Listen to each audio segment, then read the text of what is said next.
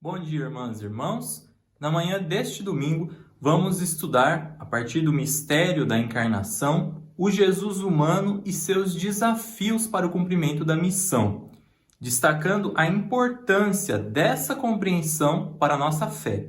Então, participemos do momento inicial de oração do estudo deste domingo. Oremos. Amado Deus, obrigado por mais um dia de vida que nos concedeste. Obrigada, meu Pai, pelo teu amor, carinho e pela oportunidade que nos dá em ter a tua palavra como nosso alimento diário. Ajuda-nos, ó Pai, a buscar orientação em ti e a reconhecê-la e aceitá-lo quando chegar. Em nome de Jesus, amém. Amém. O estudo da lição de hoje encontra-se na página 16 do material da Revista em Marcha, Legados de Fé Novo Testamento. E o título da lição é Jesus, autor da nossa fé. Se iniciássemos a nossa aula nos perguntando quem é Jesus, veremos que a resposta apresentada no Novo Testamento não é direta. Isto porque a palavra de Deus nos apresenta uma grande quantidade de títulos para Jesus. Vejam, Jesus é descrito como Filho de Deus, Filho do Homem, Salvador, Senhor, Cordeiro de Deus, Mestre, Messias, Profeta, Rei de Israel, dentre outras definições. Notem que ao lado de cada um dos títulos, ao lado de cada uma das definições, eu coloquei as referências para que vocês possam, se assim quiserem, consultar na Bíblia. Mas dentre todos os evangelhos, o Evangelho de João, escrito entre os anos de 95 a 100 da era cristã, relata a história de Jesus de um modo um tanto quanto diferente dos demais evangelhos. No Evangelho de João há relatos exclusivos, como, por exemplo, o paralítico no tanque de Betseda, a cura de um cego de nascença e também o lava-pés. Mas o Evangelho joanino não se restringe apenas a essas particularidades. Isso porque João apresenta Jesus Cristo com um enfoque diferenciado. Vejamos então de que se trata esse enfoque na leitura bíblica de hoje. Será feita pelo nosso irmão José Carlos e concentra-se no Evangelho de João, capítulo 1, versos 1 a 14. Ouçamos a leitura. A encarnação do Verbo. No princípio era o Verbo, e o Verbo estava com Deus, e o Verbo era Deus. Ele estava no princípio com Deus. Todas as coisas foram feitas por intermédio dele, e, sem ele, nada do que foi feito se fez. A vida estava nele, e a vida era a luz dos homens. A luz resplandece nas trevas, e as trevas não prevaleceram contra ela. Houve um homem enviado por Deus, cujo nome era João. Este veio como testemunha para que testificasse a respeito da luz, a fim de todos virem e crer por intermédio dele. Ele não era a luz, mas veio que testificasse da luz e saber a verdadeira luz, que vinda do mundo ilumina a todo homem. O Verbo estava no mundo. O mundo foi feito por intermédio dele, mas o mundo não o conheceu. Veio para o que era seu, e os seus não o receberam. Mas a todos quantos o receberam, deu-lhes o poder de serem feitos filhos de Deus, a saber, aos que creem no seu nome, os quais não nasceram do sangue, nem da vontade da carne, nem da vontade do homem, mas de Deus.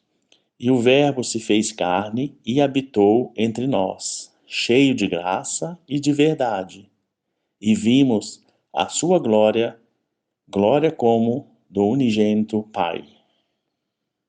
Em João, Jesus é revelado como Deus que se esvaziou de sua divindade e assumiu a forma humana, vindo habitar entre nós. João destaca Jesus Cristo como a palavra de Deus, como o Verbo, que existe desde o princípio de tudo, que sempre esteve com Deus e que é Deus. Enquanto os demais evangelistas, Mateus, Marcos e Lucas, buscam destacar as atividades que Jesus desenvolvia na Galileia, João, que também narra os feitos poderosos do Senhor, acaba por aprofundar a reflexão acerca de Jesus como o Filho de Deus, o Messias Salvador, o Verbo encarnado que veio revelar o grande amor do Pai. A encarnação do Filho de Deus é o grande mistério do Evangelho de João. Um Deus que deixa os céus, se esvazia de sua glória e assume a limitação humana. Cabe nós destacarmos que já nos tempos da igreja primitiva existia uma dificuldade muito grande no sentido de que as pessoas, mesmo sendo cristãs, não confessavam que Jesus Cristo veio em carne, que ele tivesse sido humano como nós. Isso porque essas pessoas viam, aliás, uma contradição nessa afirmação, entendendo que conceber um Deus que se fez carne seria o mesmo que rebaixá-lo às humilhações humanas. Para ajudar nessa compreensão, João apresenta Jesus como Deus que existe desde sempre e que se tornou humano para revelar à humanidade a glória de Deus, trazendo a toda pessoa que crê a salvação. Apresentando Jesus, conforme o verso 4 que o nosso irmão leu, Jesus é apresentado como a vida. Não é qualquer vida, mas é uma vida plena, uma vida completa. Tendo isso em vista, a partir de agora, vejamos por que conhecer Jesus como o Verbo de Deus encarnado nos ajuda a compreender a grandeza de seu amor por nós. Também, agora, entendendo o título da nossa aula, Jesus, autor da nossa fé. Vejamos então, com base nos tópicos que o nosso material nos propõe, que a encarnação de Jesus o aproxima da humanidade, ao mesmo tempo em que aproxima a humanidade de Deus. Ao assumir nossa humanidade, Jesus prova a morte por todas as pessoas e nos oferece a sua própria vida. Isso acaba por contribuir, esse entendimento acaba por contribuir em nossa fé e assim nos ajudar a perceber que não merecemos tão grandioso amor. Ele se esvaziou, assumindo a forma de servo, tornando-se semelhante aos seres humanos. E reconhecido em figura humana, ele se humilhou, tornando-se obediente até a morte, e morte de cruz. De fato, não merecemos, mas sua graça nos alcançou.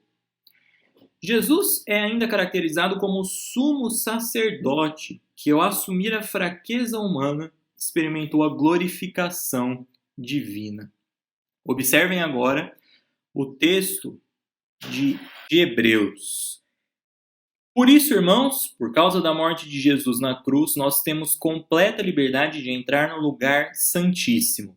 Por meio da cortina, isto é, por meio do seu próprio corpo, ele nos abriu um caminho novo e vivo.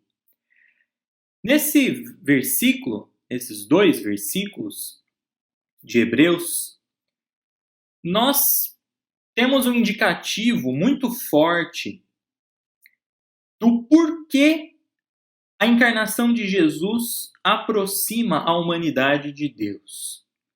Pela sua carne e sangue, Jesus nos abriu um novo caminho, um caminho vivo, que nos conduz a uma vida de relacionamento pleno com Deus. Nesse versículo, eu gostaria que vocês, aliás, nesses dois versículos, eu gostaria que vocês se atentassem para essa expressão, lugar santíssimo. Vejam que ela possui dois significados. O primeiro significado é, sim, o templo, né? O lugar santíssimo é o templo, é a casa de Deus. Então, a morte de Jesus na cruz, através da morte de Jesus na cruz, agora nós temos uma liberdade completa para que possamos entrar no templo de Deus, para que possamos desenvolver as atividades de fé. Mas um outro significado, e esse significado tem uma relação bastante próxima com o tema da nossa aula, é que, através do sacrifício de Jesus na cruz, agora nós temos uma nova maneira, nós temos uma liberdade para que possamos entrar em contato com Deus. Nós temos uma nova forma de acesso a Deus.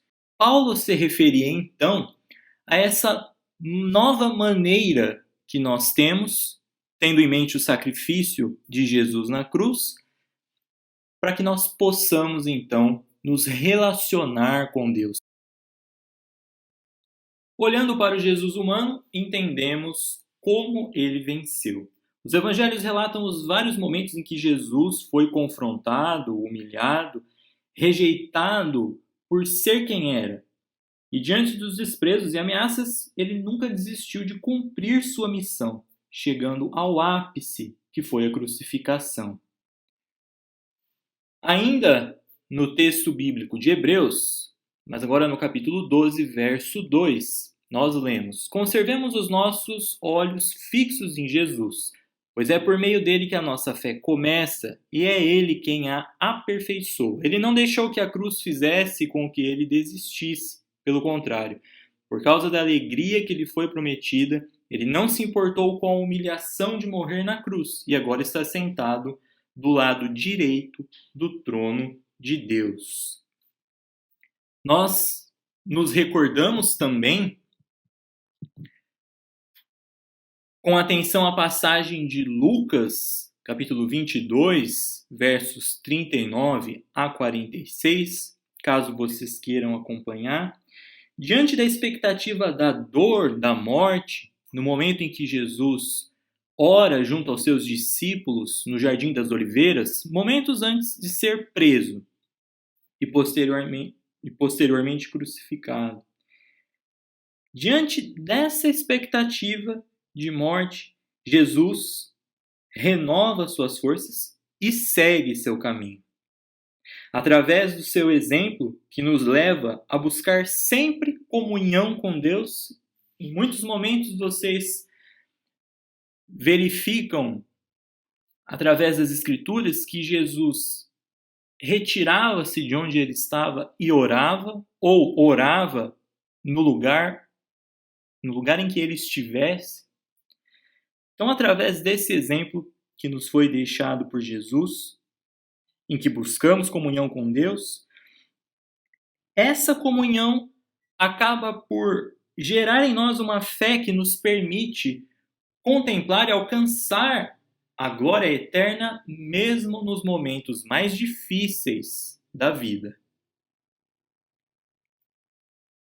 Bem, eu mencionei em aulas anteriores, tanto nas aulas presenciais quanto nas aulas virtuais, né, nas videoaulas que nós estamos desenvolvendo nesse momento, que o grande desafio da escola dominical não é apenas estudar a palavra de Deus.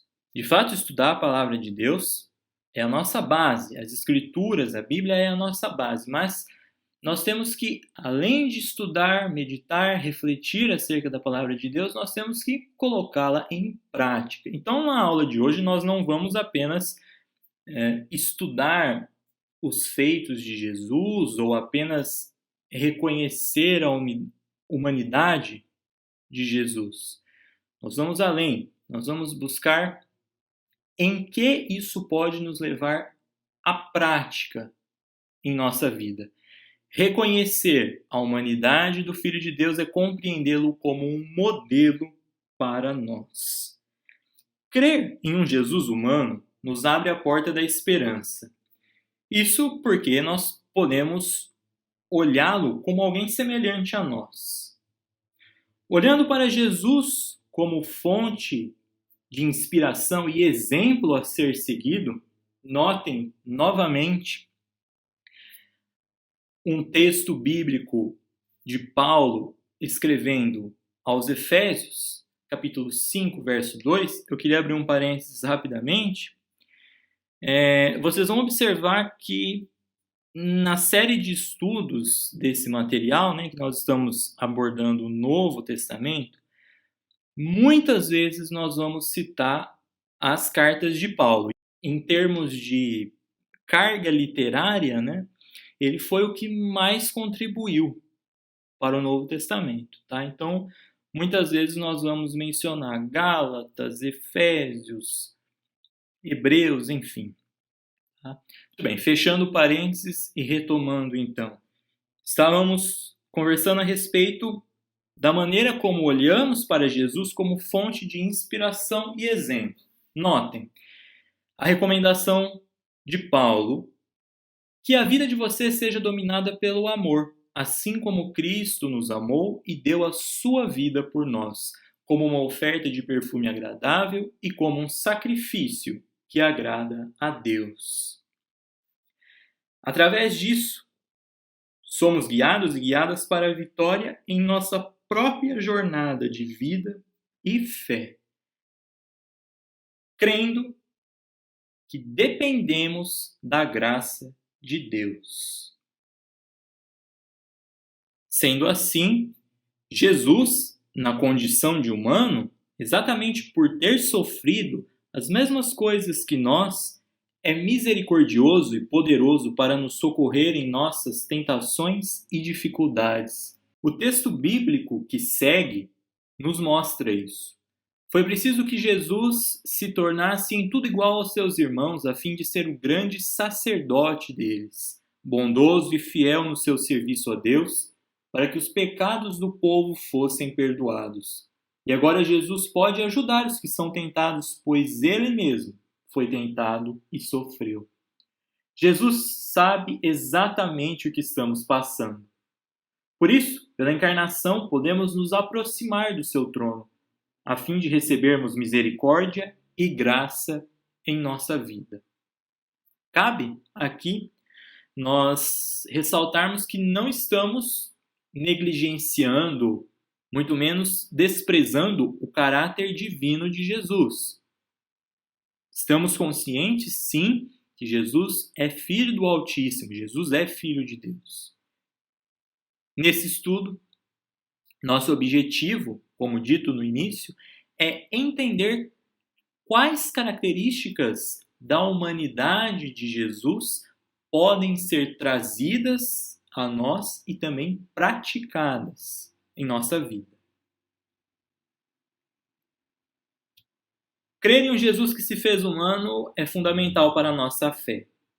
À medida que reconhecemos nossa humanidade e nossas limitações, percebemos que temos um Deus que conhece nossas fragilidades e necessidades e, por isso mesmo, está sempre pronto para nos socorrer. É preciso conhecer o Cristo que nos é revelado pelas Escrituras. É sabendo quem Ele é que vamos adquirindo mais confiança e fé para seguir os seus caminhos, deixando, assim como Jesus deixou hoje a nós, que nós possamos deixar um legado de fé para a nossa geração. Irmãos, essas são as referências bibliográficas da aula de hoje. A Bíblia nos diz que há um tempo certo para todas as coisas e que Deus tem o controle desse tempo, fazendo tudo com perfeição. Nós lemos isso em Eclesiastes, capítulo 3, versos 1 e 11. Tudo neste mundo tem seu tempo. Cada coisa tem a sua ocasião. Deus marcou o tempo certo para cada coisa. Ele nos deu o desejo de entender as coisas que já aconteceram e as que ainda vão acontecer. Porém, não nos deixa compreender completamente o que Ele faz. No entanto, muitas vezes nós não nos acostumamos com a espera, mas Deus tem tempo e propósito para todas as coisas que nos dizem respeito. No domingo que vem, estudaremos a respeito do valor da espera e da fé, olhando para a história de Zacarias e Isabel. Tempo para todo o propósito. Este tema está inserido na lição 4 do material da escola dominical.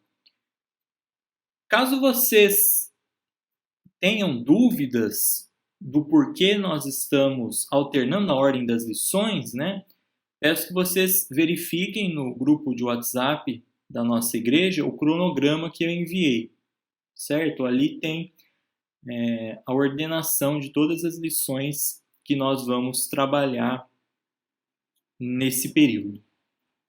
Ouçamos agora a oração final.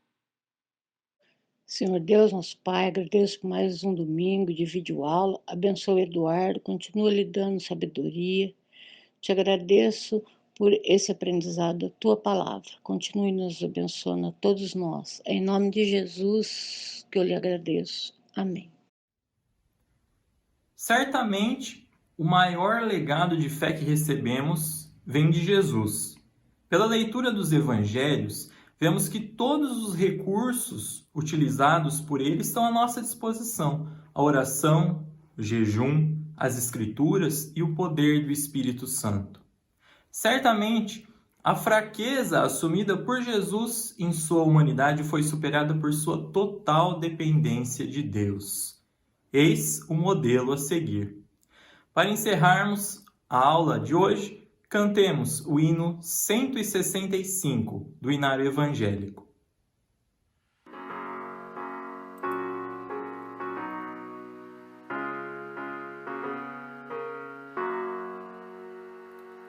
Vinde, meninos, vinde a Jesus. Ele ganhou-vos bênçãos na cruz. Os pequeninos ele conduz. Ó, vinde ao Salvador. Que alegria sem pecado ou mal, reunir-nos todos afinal na Santa Pátria Celestial, com Cristo Salvador. Já sem demora todos convém seguir o rumo da glória além. Jesus vos chama, quer vosso bem. Ó, vinde ao Salvador. Que alegria sem pecado ou mal, reunir-nos todos afinal na Santa Pátria Celestial, com Cristo Salvador. Ama os meninos, Jesus vos diz, quer receber-vos no bom país, quer conceder-vos vida feliz. Ó, vinde ao Salvador. Que alegria sem pecado ou mal, reunir-nos todos afinal na Santa Pátria Celestial, com Cristo Salvador.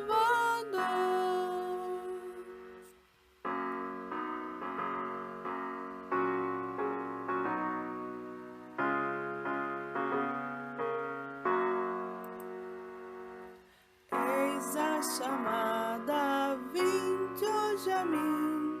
Não há no mundo quem ame assim. Amor divino jamais tem fim. Ó, vinde ao Salvador. Que alegria